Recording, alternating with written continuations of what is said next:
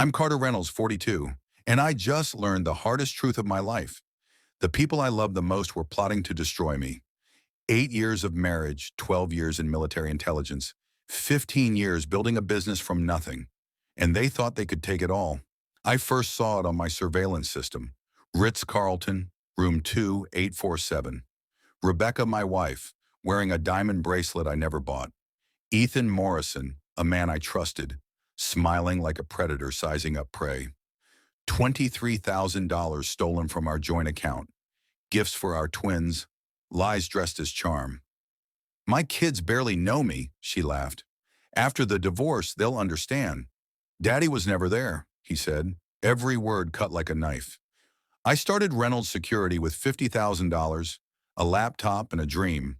Corporate security consulting, helping companies protect their data, their executives, their secrets. I met Rebecca Walsh at a charity gala.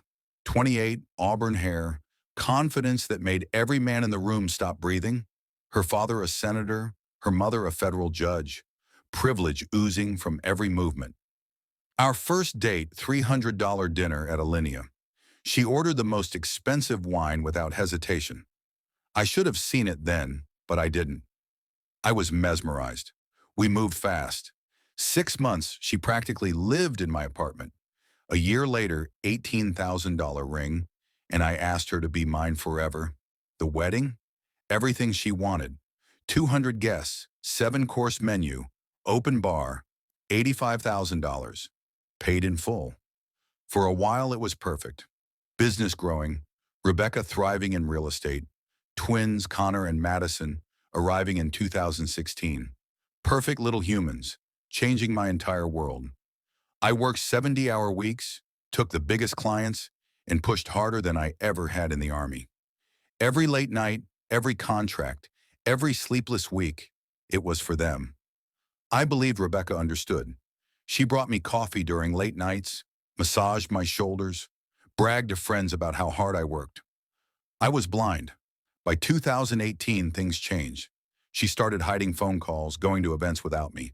And then Ethan Morrison appeared. 35, divorced, charming, confident, a wolf in tailored suits. Rebecca introduced him as a business partner. He came to dinners, brought gifts for the kids, charmed everyone. I trusted him. I shared everything. Family finances, corporate intelligence, even surveillance techniques. I told him secrets. He gathered intelligence to destroy me. Every compliment, every question, every laugh. It was strategy, not friendship. 2019, everything shifted. Rebecca criticized every choice I made. The way I loaded the dishwasher, the hours I worked, how I disciplined the kids. Money isn't everything, Carter. Family comes first, she said during arguments. Irony. Everything I did, every late night, every client I chased, it was for them. Luxury lifestyle, private schools, European vacations, designer clothes, and yet criticism rained down. Ethan became a permanent fixture. Coffee Saturday mornings, attending soccer games, reading bedtime stories. I confided in him like a friend. Fool. February 2020. I returned from a week in Seattle, exhausted but eager to be home. The house felt wrong. Connor and Madison didn't run to me. Rebecca barely looked up. They're not used to you being here anymore, she said. A stranger in my own home. That night, lying next to her, I made a decision. I needed the truth. Investigation started small. 12 years in military intelligence taught me discipline. Gather data, analyze, build a picture before acting. I accessed Rebecca's laptop while she dressed, rebuilt 8 months of deleted files. What I found made my stomach turn. Texts, photos, lunch meetings that lasted hours, lingerie shots in our bedroom, but the affair was only surface. Beneath it was a calculated plan to destroy me. They targeted every aspect of my life. My business, my reputation, my family. Rebecca's mother, Judge Patricia Walsh, would manipulate custody. Father, Senator Robert Walsh, could blacklist me from future contracts. Ethan siphoned $340,000 offshore, planned a one-way Monaco flight 2 weeks after divorce papers were filed. They thought they could destroy me, then vanish with my money. And then I discovered their secrets. The sealed 2011 court case. Timothy Walsh, Rebecca's brother, killed a family of 4 while drunk driving. Maria Rodriguez, 34. Carlos Rodriguez, 36. Daughters Isabella, 8, and Sophia, 5, all dead. Timothy walked away with a bruised rib. My blood boiled. 12 years of injustice. The Walsh family had buried the truth. I spent weeks verifying every detail, cross-referencing documents, tracking witnesses, assembling irrefutable proof. Leverage. I let them make their first move. Their attorney called, dripping with arrogance, offering a settlement that would leave me with almost nothing.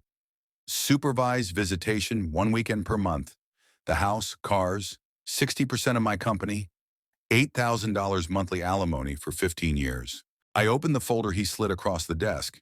Inside, photos, texts, bank statements, offshore accounts, investigative files exposing the Walsh corruption. First call, Rebecca, trembling, begging.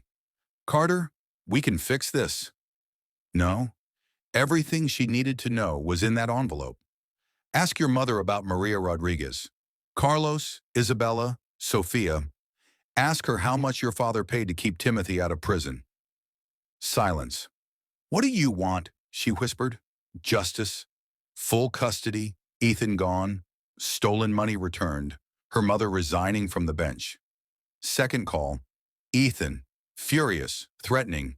I reminded him of every crime, every lie, every stolen cent. Choice, federal charges, or run. Panic consumed him. That morning, Rebecca called. Ethan gone. Emergency flight to Paris.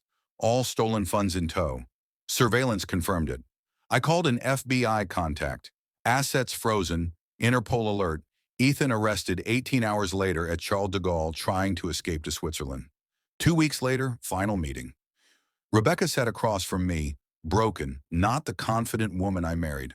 Connor and Madison were safe. My business intact. My life restored, not by luck, but by patience, intelligence, and unyielding persistence. Justice for the Rodriguez family, exposure of corruption, removal of the people who tried to destroy me. All finally done. This story isn't just about betrayal. It's about accountability, consequences, and the reality that trust is precious.